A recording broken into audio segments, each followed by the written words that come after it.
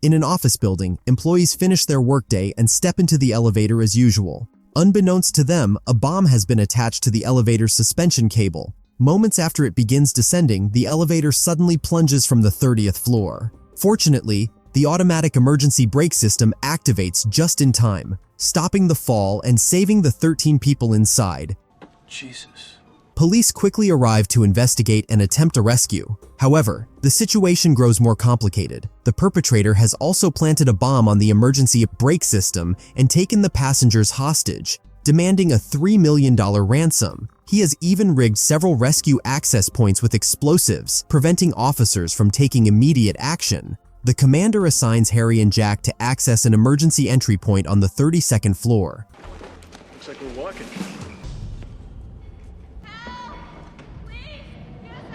The two descend through the stairwell and discover the bomb attached to the elevator's braking system. Unbeknownst to them, the bomber is inside the adjacent elevator shaft, listening to their conversation. He considers detonating the bomb, but decides to wait. He's gonna blow it anyway. Maybe we can do something about those hostages. Jack comes up with a plan to save the hostages by securing the elevator with a steel cable from a crane on the building's roof. When the bomber finally detonates the explosive, the elevator drops again, but the steel cable holds, preventing a catastrophe.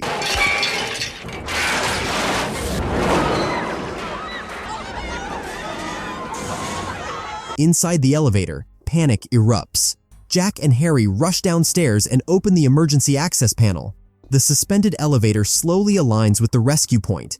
One by one, the hostages are evacuated. Just seconds after the last person escapes, the elevator crashes to the bottom of the shaft. Oh, good. That's good to know. With the hostages safe, Jack and Harry pursue the suspect, believed to be hiding in a freight elevator.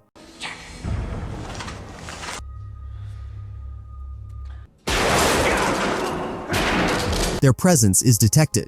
The bomber opens fire, injuring Harry and taking him hostage. He forces Harry upstairs to lure Jack into a confrontation. With no other choice, Jack follows. Right here, man. Give it up. You got nowhere to go. On the 3rd floor, the bomber straps a bomb to his own body. Harry manages to break free, but the suspect escapes and detonates himself. For their bravery, Jack and Harry receive commendations and celebrate with their colleagues. We won. We got it. Do you listen? Luck runs out sooner or later. The next day, Jack meets a friend who works as a bus driver at a cafe. Shortly after they part ways, the bus his friend is driving suddenly explodes.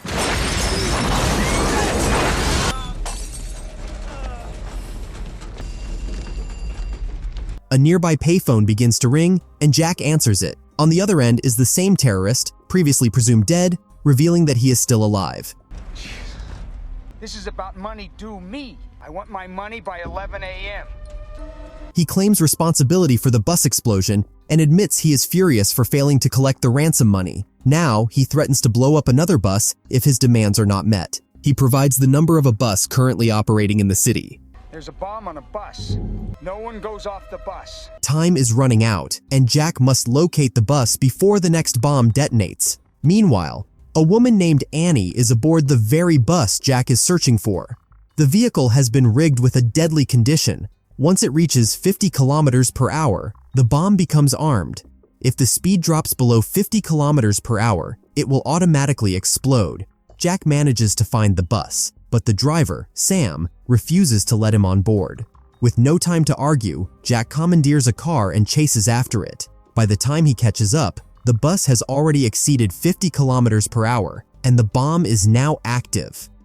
Jack informs Sam about the explosive and orders him to keep the speed above 50 kilometers per hour at all times. No. Stay above 50. All right? After a dangerous effort, Jack finally manages to climb onto the speeding bus. A new problem arises. A wanted fugitive on board mistakes Jack for an officer coming to arrest him and pulls out a gun. When other passengers attempt to subdue the man, the weapon accidentally discharges, striking Sam. You slow down and this bus will explode. There is a bomb on this bus. After the suspect is restrained, Jack explains the situation. The bus must not slow down, and no one can get off, or the bomb will detonate. With Sam injured, Annie takes over driving. Jack immediately contacts Harry and the police team. The entire situation is broadcast live on television, allowing the bomber to monitor events in real time. Oh, would that be you, Jack? Jack and Harry work together to locate the bomb. They manage to find it, but they cannot attempt to disarm it recklessly. One small mistake could trigger an explosion. On the road, the bus encounters severe traffic congestion. To maintain speed, it is forced to push through vehicles blocking its path. From above, Mac monitors the situation by helicopter and guides the bus toward a safer route. Mac, you gotta get me out of here! When approaching a sharp turn, Jack instructs all passengers to sit on the right side to help stabilize the vehicle. After reaching a relatively open road, the police attempt to evacuate the passengers. However, Jack refuses, knowing the bomber is watching the live broadcast and could detonate the bomb if he sees any rescue attempt. You can try and unload the driver. He's letting us unload the driver! No way! After negotiations, the bomber agrees to allow only the driver, Sam, to be taken off the bus. Suddenly, a female passenger panics and attempts to get off the bus on her own.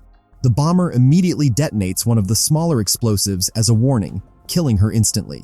The bus sustains only minor damage and continues moving, but the atmosphere inside turns chaotic and filled with fear. Hey! Why don't we just step outside? Hey!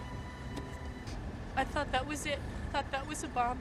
The next threat appears when they encounter an unfinished section of road. A massive gap lies ahead. Jack makes a split-second decision to increase the speed and jump it. In a moment of extreme tension, the bus successfully clears the gap. Everybody hold on!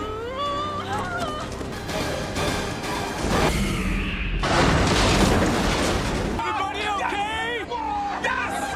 All right! All right! Let's go! Jack then directs the bus toward the airport so it can continue circling the runway, buying time for the police to develop a plan. Although media helicopters are restricted from flying freely over the airport, news coverage continues, and the bomber keeps monitoring the situation. The bomber calls Jack again, warning him not to try anything reckless. He even allows Jack to speak with Mac, seemingly enjoying the deadly game he has created. With no safe way to evacuate the passengers openly, Jack takes a bold step. He climbs underneath the moving bus to attempt to defuse the bomb. Clinging to the speeding vehicle, he communicates with Harry, who guides him remotely, though they are still unable to disarm it. Battery and then run it to the lead wire. Copy. Payne, Atlanta PD, bomb squad. Got him, Jack, we found him. Shortly afterward, Harry manages to identify the bomber and moves quickly to track him down, hoping to stop the terror before it's too late. Meanwhile, Jack remains beneath the speeding bus, still trying to disable the bomb. Suddenly, his safety line snaps. He nearly falls and is almost crushed under the wheels. In a desperate move, Jack drives a knife into the fuel tank to anchor himself and avoid being dragged under. Struggling with all his strength, he manages to hold on until the passengers pull him back inside the bus. What does that smell? It's gas. However, his action causes fuel to leak rapidly. The bus is now in danger of running out of gas, and if its speed drops below 50 kilometers per hour, the bomb will detonate. Jack must quickly find another solution. At the same time, Harry and the team arrive at a house believed to be the hideout of the bomber, Howard. Unbeknownst to them, the house has been rigged with explosives.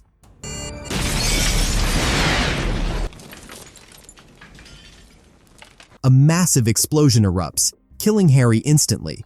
Howard then contacts Jack and instructs him to place the ransom money inside a green trash can at a specific location. Jack is furious and devastated upon learning of his partner's death, feeling once again that he is always one step behind.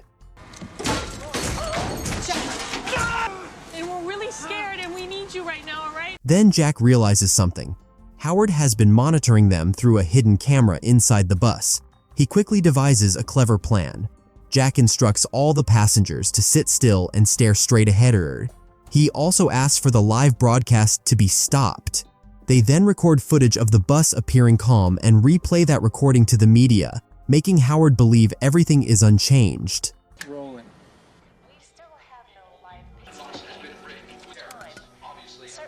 The plan successfully deceives Howard.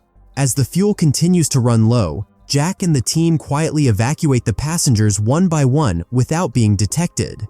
Shortly after, one of the bus tires blows out. Fortunately, all the passengers have already been rescued, leaving only Jack and Annie on board.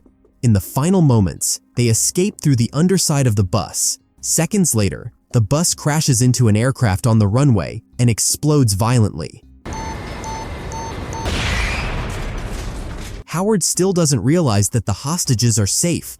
He continues demanding the ransom money. Mac and the police team prepare a plan to capture him at the designated drop-off location. Jack and Annie head there as well. Jack tells Annie to stay inside the car while he prepares to confront Howard. The money is placed inside the trash can as instructed. From his hiding spot, Howard spots the area and notices snipers positioned around him. He feels confident until he suddenly realizes that the bus footage he had been watching was a looped recording. Enraged and cornered, Howard launches one final plan. He kidnaps Annie. Jack grows suspicious when Howard fails to appear. He discovers an escape tunnel hidden beneath the trash can and follows it, only to find Annie being held hostage with multiple bombs strapped to her body. Let her go. You don't need her. You have the money. Take it and walk. Get the money. Let's go. Come on, let's go. Move. Get in there. Howard hijacks a subway train with Annie on board. Jack manages to sneak onto the train unnoticed. When Howard realizes this, he becomes furious over losing the ransom money.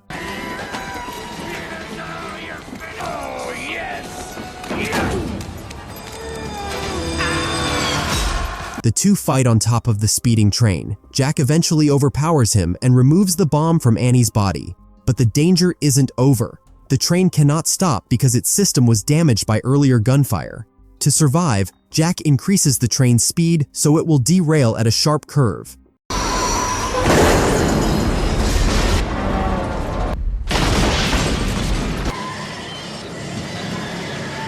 The desperate plan works. The train flies off the tracks, and Jack and Annie survive the terror that nearly cost them their lives.